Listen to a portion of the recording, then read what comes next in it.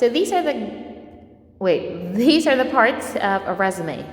First is the contact information. This is very important because what if you are qualified for the position, however, you did not include your contact information, so your potential employers don't have a way to get back to you, right? So you need to make sure you put in your contact details, maybe an email address, maybe a cell phone number if you have one. Any way that they can contact you, your LinkedIn profile, you can put that in as well. Next is personal summary or objective statement. This has to be concise and to the point, okay? So you just say your objective is to be employed as one of the teachers in this university or in University of Bohol. Or maybe you want to say, I would like to be employed as one of your customer service representatives in this JP Morgan Chase and Company, okay? Then educational background, all the details about it is typically presented in reverse chronological order, which means we start with the doctor's degree, if you have a doctor's degree, a master's degree, your college undergraduate degree, then your high school, senior high school, and then junior high school down to your primary, elementary, or whatever. Okay, what do we include? The school name, the school location, your degree and major, date of graduation, and achievement. For example, for me, I'm going to start with, I haven't finished my master's degree yet, so I'm going to start with my college undergraduate. I'm going to say school name, Mater Dei College. Do not abbreviate. I don't say MDC. I spell out the full name of the school. School location, Kabulihan, Tubigon, Bohol. Degree and major, Bachelor of Science in Education, major in English. Date of graduation, May 2013. Achievement, graduated summa cum laude. So that's how you put in, that's just the first part, right? Then down to high school. Busao National High School, Busao Maribok, Bohol. Date of graduation, I have no idea, I forgot. And achievement, graduated valedictorian. And then elementary, and so on and so on. Reverse chronological order. After the educational background, we have the work and related experience. So all the details here are still in reverse chronological order, starting from the most recent. We include the job title or position. For example, for me, that would be English teacher or contact center teacher.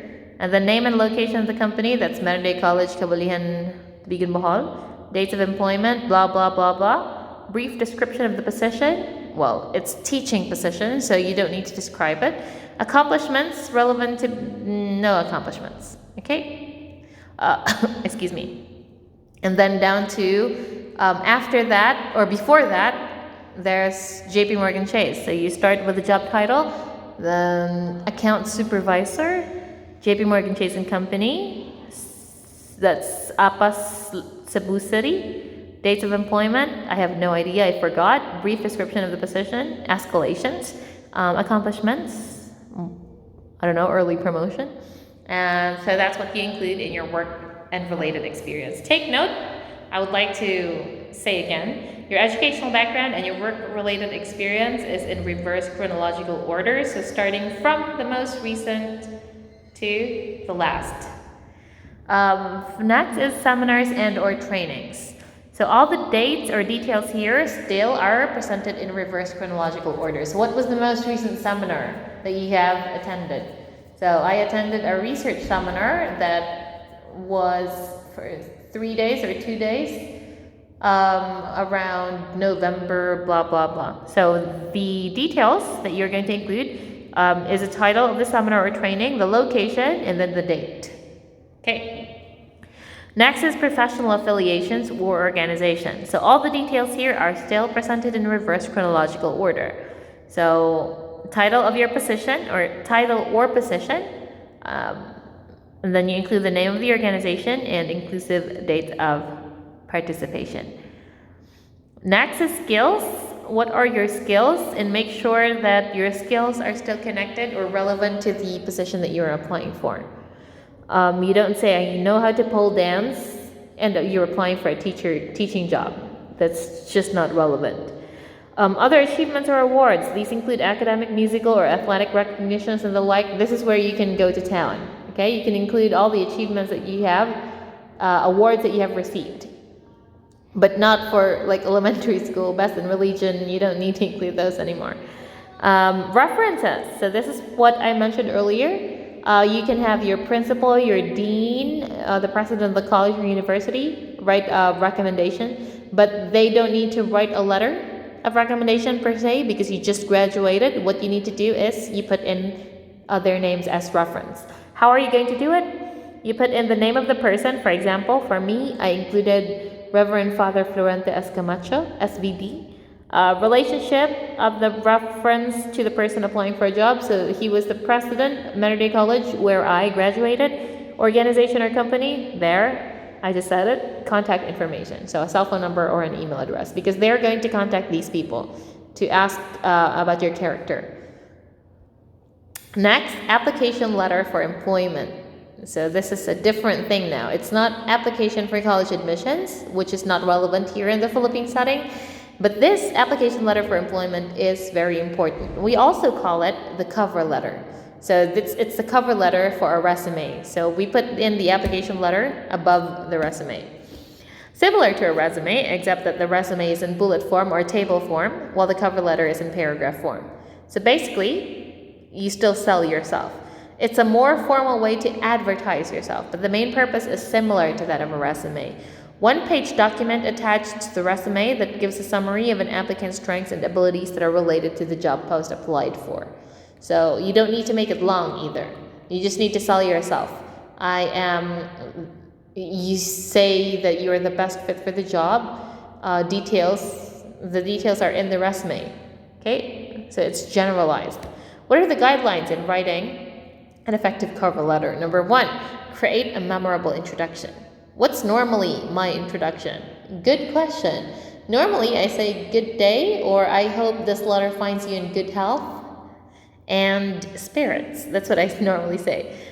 Wishing your potential employers well is a good way to start, right? You don't need to say surprise, because that's not a formal way to open a letter.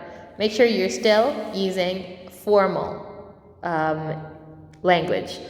Number 2, cite specific and organized information. The same way you organize it in your resume, it would be best if you wrote the resume first before you write the application letter.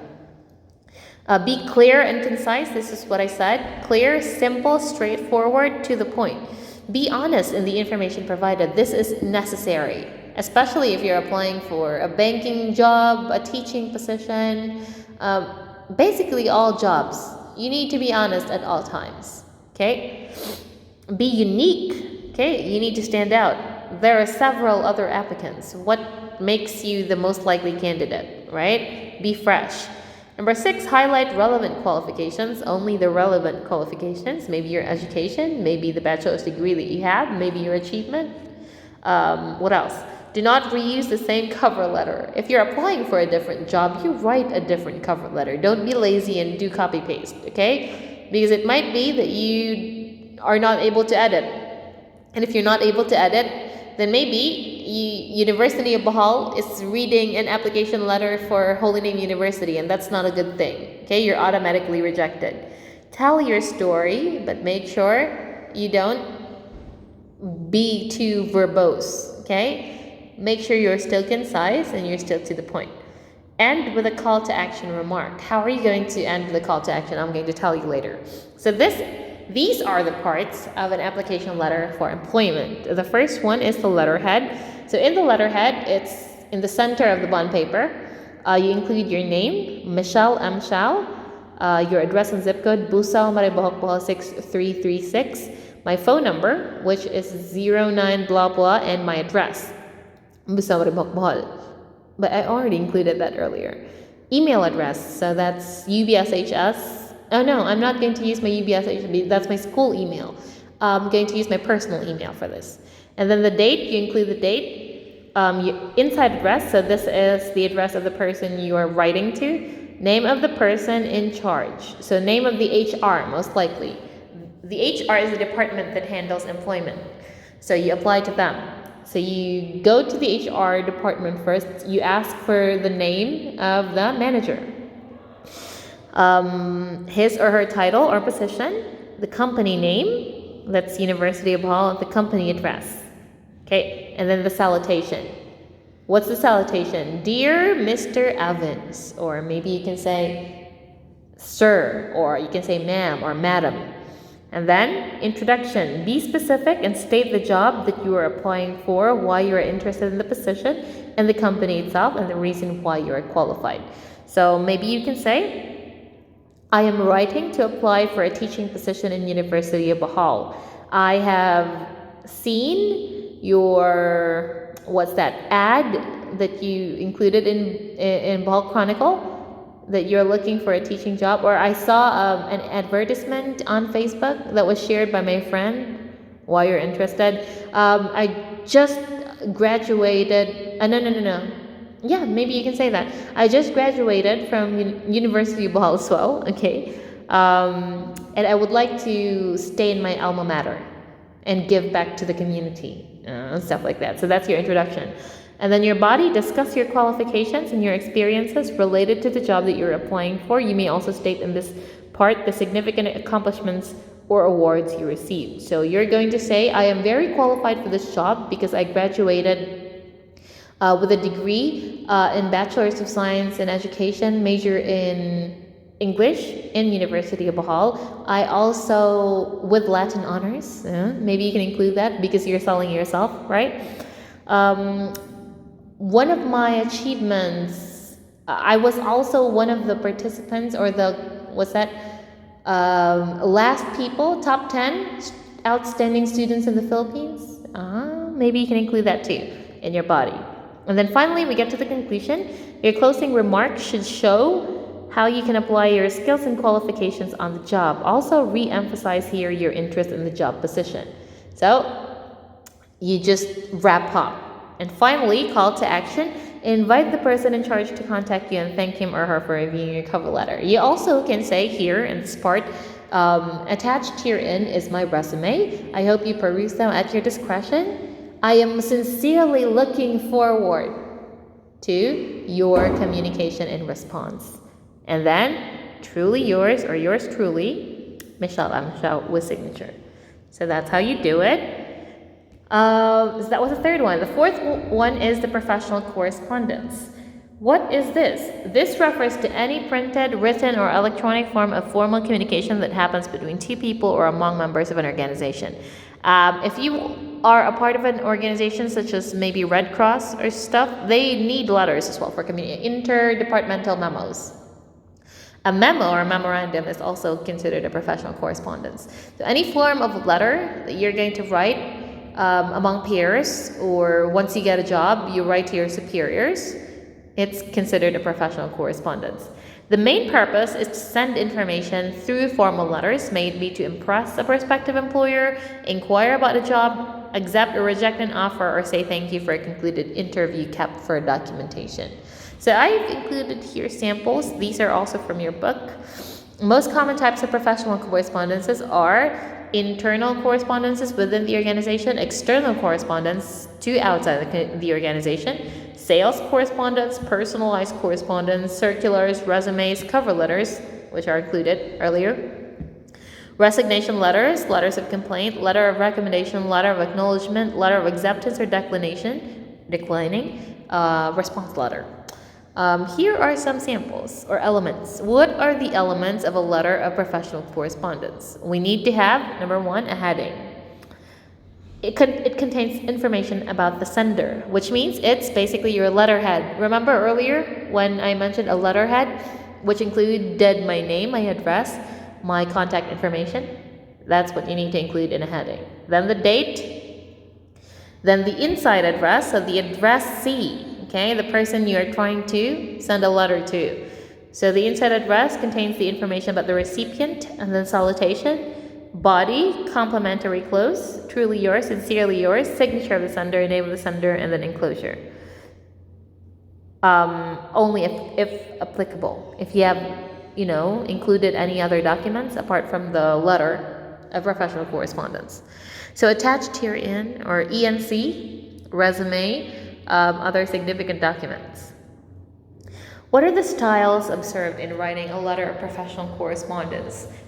These styles that I'm going to talk about now are also applicable for your, letter of application for college admission and application letter for employment. So we have number 1, block style. This is what I use personally, where all elements are aligned to the left and there are no indentions. The indentions are when you press tab in your keyboard. Yeah, press once. Paragraphs are not indented. To indicate a new paragraph, a line is skipped. So there are no indentions. You just skip a line to indicate a different paragraph or the start of a different paragraph. Block style, remember, everything is aligned to the left. Modified block style is the elements are not fully aligned to the left or right. Paragraphs are not indented. Still, to indicate a new paragraph, a line is skipped. Still no indention.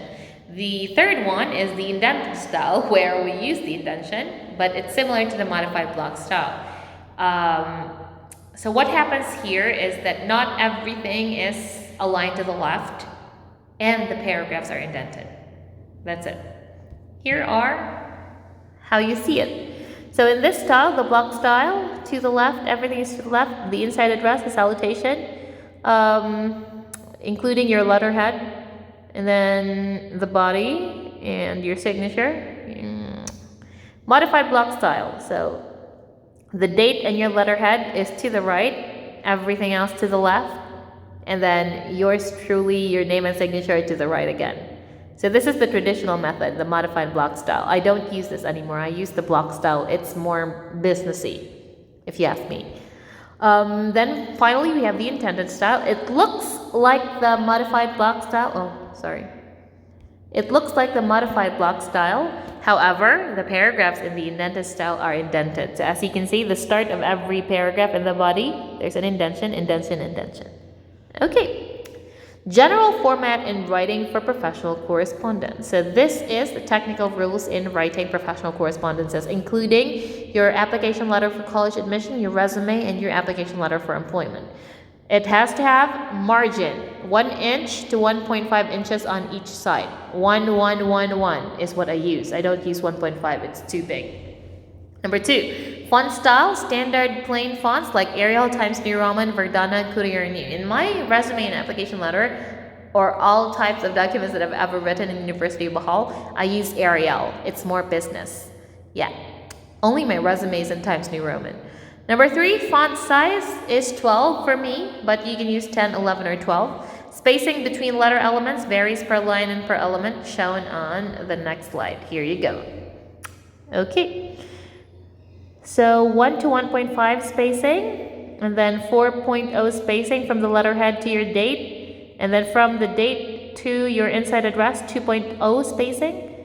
And then 1.5 spacing in your inside address, and then from your inside address to the salutation, 2.0 spacing, and then from the salutation to the body of the letter, 2.0 spacing. And then there you go. Okay, examples of professional correspondences. Here's an example of internal memo. Kindly do a screenshot. Okay, it uses a block style. This is an example of a resignation letter. It still uses a block style. Please take a screenshot, or you can just pause it in the screenshot.